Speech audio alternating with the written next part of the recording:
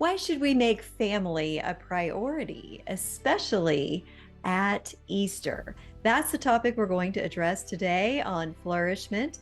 I'm your host, Tina Yeager.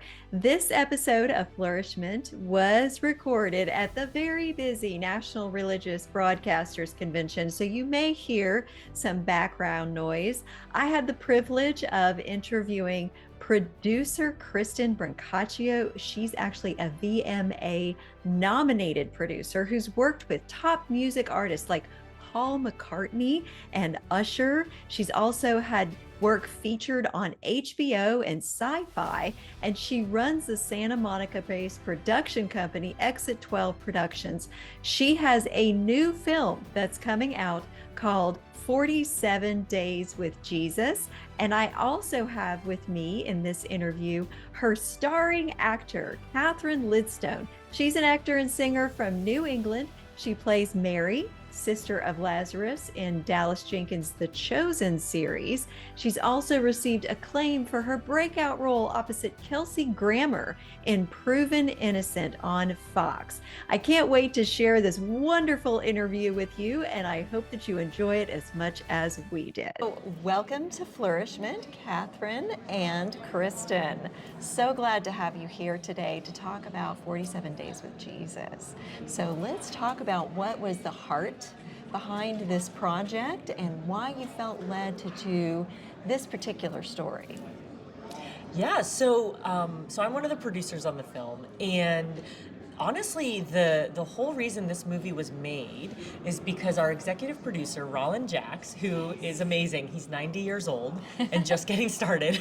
I mean, his energy and his vivaciousness is infectious, and we loved working with him on set. But Roland is a lifelong believer and was studying the scriptures a few years ago and putting passages of the New Testament to song. And through that process, he was collaborating with a musician friend, Emilio Palame, who would go on to be Papa in our movie. But through this collaboration, they realized if we want to reach people with the story of Jesus' life, what can we do? What's something we can do to reach as many people as possible? And next thing they knew, they were like, we're writing a movie. And so that was kind of how it all began, was from Rollins studying of the scripture. And so, of course, then, our co-director, David Gittell, got on board. He brought me on board, and now we're moving into production. And what's like one of the most important aspects of production is casting. Yes. And here is the talent. No, not the whole talent. We have actually a wildly talented cast, and I'm amazed at the kids. It's a beautiful family story, and our kids did such a good job. They were a light on set, and they were I feel like they just brought so much joy. Yeah. And when I watch back on the footage I've seen, I'm amazed at how invested they are. So, and that's, I think, part of the key of the story is that what the kids are going through affects the family so deeply that they are reconciled to change. And of course, they are motivated by the gospel story throughout. So it's beautiful. So let's talk a little bit about your character as a mother and as a wife. You went through a lot of emotions in this character that audience members can relate to in real life. Can you talk about what you hope to convey from the perspective of that character that audiences can use to apply to live better? Yes, I think we can all relate to Juliana Burdon, which is the character, and she's a wife and a mother, and she's trying her best, and she's going through a very difficult time. And I think what's beautiful about the way she approaches it is she's not throwing in the towel, and she's not disrespectful. She's trying to find a way that works, that is going to wake up her husband and allow him to see what's happening, because I think we can be so invested in our own issues and work constraints that we forget everyone else is relying on us and needing to connect. And so Joseph goes through his own journey, and I think Juliana's approach is really just inherently admirable, because she's doing it from a place of humility and also love.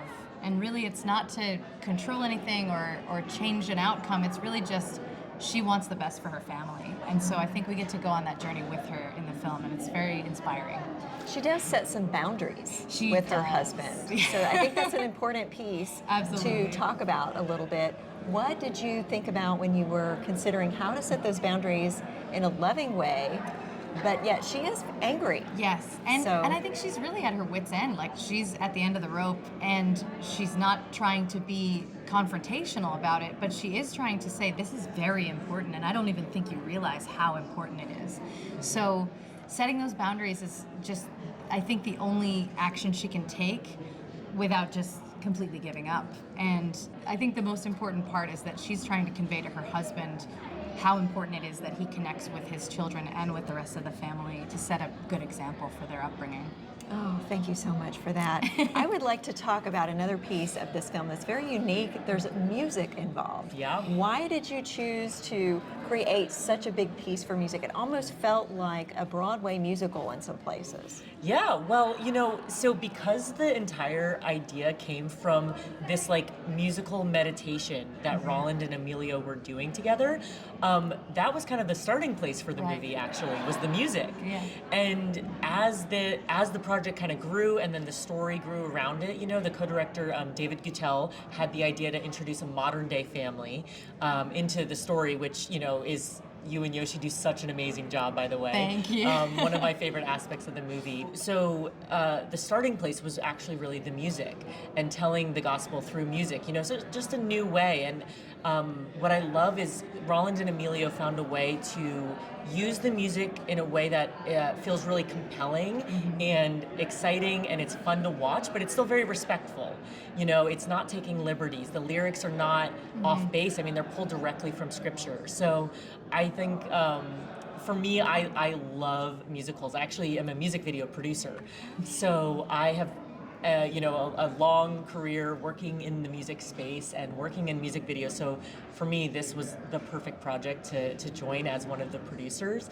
But yeah, so that's why the creative choice to tell some of the gospel through music was made because of Roland and Emilio's background of studying the scriptures and putting that to song. And I find that very interesting because as a therapist, I know that there are a couple of things that we connect with at a direct level. It doesn't go through our conscious processing. We don't automatically reject it like we would a nonfiction book or a sermon. Story and music. And you've got both of those elements to really connect deeply with the audience and make a difference. Is that one of the things that you think is powerful about bringing secular audiences in to hear potentially the story of Jesus for the first time? I think that's always a benefit, is that when you can make it extremely relatable and realize that this story that we've all heard a million times and has been told by people who we maybe like or don't like, I think it's very important to realize that really these truths in the Bible are true today, and they're very relatable, and we all go through the same. Nothing is new under the sun, right? So like every issue you have, every issue your family is going through, I think what's beautiful about this story is that it really starts with that, with just a normal family going through a tough time, which I think is probably every family on earth. So I think that's one of the main draws, is that it is so relatable and anyone can watch it. And people who are very secular and have no faith background or a limited faith background have watched it and been very moved by just the storyline itself. So. And I like, it's so interesting you brought up, like, from a therapist perspective. I hadn't thought about it, but, music is universal. Yes. And, I was talking to a crew member who worked on the film who is not religious. He told me that. And he said, I've been with you guys, I've been on this movie since day one. And he's like, I find myself singing these songs every single night. He's like, and I love them. Oh my gosh. He's like, I didn't even know these stories before we began filming. Wow. So, I think that just proves your point. Music has a power to go beyond what a sermon could accomplish. So speaking of getting people to come see this movie, tell us where they can do that and how they can find out more. At 47daysfilm.com. We have all of our showtimes listed. It's March 11th, 12th, and 14th in theaters. And if your theater for some reason is not playing it, you can call them up. There's tens of theaters that are getting added just because people are calling in and reminding them of the success of things like The Chosen and encouraging them to have more faith-based options for the audiences. Yeah, in the last, I think, 2.5 weeks alone, over 100 theaters have been added nationwide. We got that update from our theatrical distributor, Fathom. Yeah, so Very cool. people Yeah. are actually calling their theaters and requesting it. And I want to clarify, the movie is showing across the country. Yes. You know, I've been referring family, friends from all over the country, and they're like amazed. They're like, well, what theater is showing it? I'm like, look up your local theater. Right. It might be showing it. And, you know, like, oh, is it only in LA? I'm like, no, Yeah. it's everywhere. Yeah. Oh, fantastic. So, in the second half of our conversation, I want to dive into how people can use this movie as a tool to reach out from their churches, from their communities, into their families. Can you talk a little bit about that, Kristen? Yeah, so I think for me, and you know, I think this is so relatable. I'm sure there's people in your life that you love, your friends, your family, and you could never get them to come into a church with you on Sunday, right? True. We've got Easter coming up. You know, you might wish that they would go with you to the Easter service, but you know it's not going to happen. Well, do you think they might go to see a movie with you? Much higher chance, Yeah. right? And especially because our film is really just such a strong Easter film. It comes out right before Easter. It's kind of a perfect opportunity. And I think also telling people, like, you know, there's this music element to it. People, it feels accessible. They're like, oh, I like music. I'll go. Yeah. You know, that sounds entertaining. It's not going to be a dry, you know, chore to watch this. This sounds fun. So yeah. Okay, so Yeah. talk a little bit about how this is within your fictional family in the movie of making Easter something so important that people can't miss it. I don't see that a lot in the secular culture, that Easter is something you can't miss. Maybe Christmas, maybe they just do Christmas. Yeah. But Easter is not as much of a focus for our culture necessarily. Why does this film have the power to refocus people on gathering with family at Easter? I think the through note of this entire film is the family-friendly nature of it. I think it's so focused on family, and you know, we have in the church community, we call them all kinds of fun names, but there are tons of people that just show up for Easter and Christmas, and so somehow this holiday, despite being a secular nation or a family that never came from a faith background, has reached people enough to think that it's important to show up to church even if they're not really believers or walking in faith. So I think just innately it's about a holiday that has sort of taken over our country. And I think it's a really beautiful message in the film when Juliana Burdon is really trying to fight for what's important, which for her is family. And she's reminding her husband, hey, this is a tradition. We do this every year. Like, you need to plug back in to what really matters. And so I think anybody can relate to the fact that holidays are some of the biggest connecting times in our lives, and that's when we get to go on trips and go see our grandparents or whoever it is. So the team making this movie is multi-generational, right? We've got Roland Jacks, who's 90 years old, all the way down to Aaliyah, you know, who's plays the daughter, who's, you know, a young kid. Yes. And so, or even Serenity, who's even younger, sorry. The movie's about a family passing the gospel through the generations. And so I think that that resonates with people and will resonate with people. You know, that desire to just pass the stories that matter down to your kids and down to your grandkids. So for me, actually, that was an element of the movie that jumped out at me when I first read the script, because I was reminded of my own parents and how they, you know, faithfully brought us to church every Sunday, but it wasn't just something on Sundays. They also, in the day-to-day, were living examples of the gospel. And so that spoke to me my first time reading the script, and I think it will speak to audiences as well. Yeah. Yeah. No, I think that's a beautiful point, is that we were so blessed. And I think truly, when I think of Jesus, I think of a figure who loved widows and orphans. He loved the fatherless, the people without family. And I feel like that's Jesus. He becomes the family you never had, or the example you never had, or, you know, he just opens up his arms and you are his daughter, his son. You are part of the family, and the Father is preparing a room for you. So I think the story itself carries that truth, and I think we all benefit from family and from love and from caring and from supporting each other through the tough times. And I think that's really what the movie is about, Yeah. you know? And that remnant, the gospel story from 2,000 years ago, you know, Jesus just keeps finding a home for the remnant of that story. Who is Jesus? And how, by his life and example, can we all live differently and love each other better? Oh, that's so good. And this culture is constantly getting more and more disconnected with regards to community and family. We are not seeing a centralization of drawing back around the table, of gathering for community with our own families. So would you talk about what you hope audiences would see from this film about why it is important to make family a priority? Because that's the issue that you're facing here, is that you've got a father figure who's putting other things as a higher priority than the family. You know, there's a really funny scene in the movie where Juliana, everyone's sitting down to breakfast, and the mother-in-law has just made this beautiful meal, and the kids are, you know, rambunctious, and they're talking about different things, and there's a really disconnected moment for her son. And Adam is the actor who plays the son, and he's like very engaged on his phone, or his phone goes off in the middle of dinner. And I think that we've all been at tables where somebody's like, put your phone away. And it's like, we really are getting very distracted in this culture.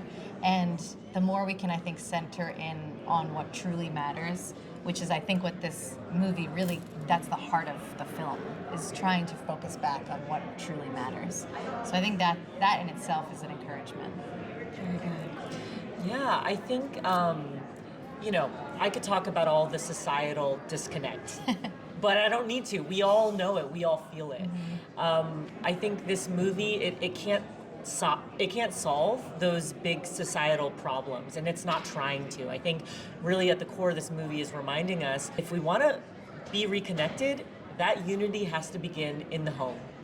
It has to begin with your family. It has to begin with those closest to you. So I really think this movie's, it's a gentle, it's non-judgmental, you know. I think you can watch it, you relate, and you might feel a little convicted because you see yourself in these characters, but you also love these characters. You're rooting for them, and hopefully you aren't too hard on yourself when you realize maybe you've strayed off the path a little. But you know, watching these characters go through this journey, I think it's a beautiful reminder for us as viewers as well, and a moment for reflection of, okay, how can I reconnect with my family this Easter? Yeah.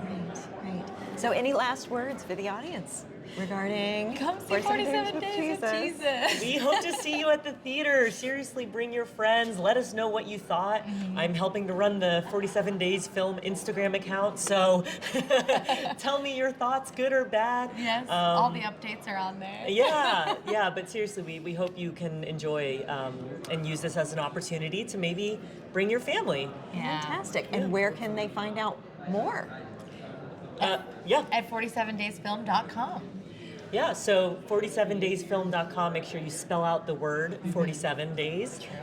Spell out the full word. We're also on Instagram, 47 Days Film. Yeah. All spelled out once again. Yes. Okay. Well, thank you, Catherine and Kristen, for being on Flourish-Meant. It's been a delight. Thank you for so having much. us. Seriously, thank you so much.